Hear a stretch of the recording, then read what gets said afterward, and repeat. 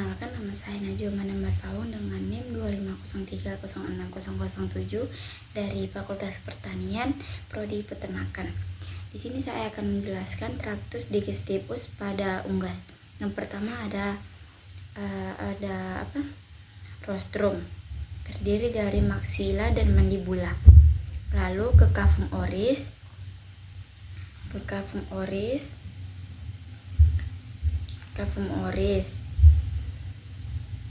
atau mulut, di mana pakan masuk melalui paru tanpa mengalami pencernaan enzimatis. Pada bagian ini hanya terjadi proses mekanik berupa pemungutan dan pembasahan air liur atau saliva, sehingga berfungsi hanya membantu pelunakan pakan agar mudah ditelan. Selanjutnya masuk ke dalam oesophagus. Ini oesophagus menuju tumbolo atau crop. Berfungsi sebagai tempat penyimpanan sementara pakan. Tumbolo ini terjadi proses pelunakan dan fermentasi ringan oleh mikroorganisme. Lalu pakan masuk ke dalam proventriculus. Ini guys, proventriculus, di mana proventriculus ini kelenjar lambung. Pada organ ini ayam mulai menghasilkan asam klorida atau HCl dan enzim pepsin. Asam klorida ini berfungsi mengaktifkan pepsinagen menjadi pepsin yang kemudian mencerna protein menjadi molekul yang lebih sederhana berupa peptida. Lalu pakan masuk ke dalam ventriculus. Yang ini guys, ventriculus atau ampela, yang berfungsi sebagai alat pencernaan mekanik utama. Pakan digiling dengan kuat dibantu oleh grid atau kerikil-kerikil kecil, lalu sehingga ukurannya lebih halus.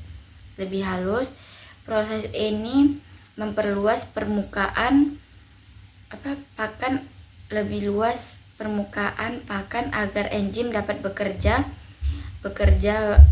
dengan maksimal. Setelah itu masuk ke dalam duodenum. Ini guys, untuk mencerna karbohidrat. Di dalam pankreas di dalam duodenum ini ada pankreas yang ini. Terus menghasilkan enzim amilase untuk mencerna karbohidrat, enzim tripsin dan kimotripsin untuk mencerna protein serta lipase. Terus mencerna lemak. Hasil pencernaan ini kemudian dilanjutkan ke dalam jejunum dan ileum, tempat terjadinya penyerapan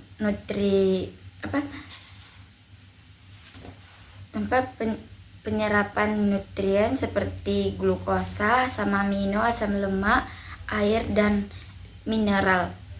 Sisa pakan yang tidak tercerna kemudian masuk ke dalam sekum.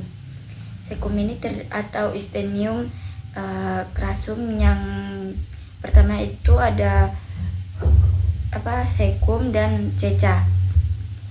Terus pada ayam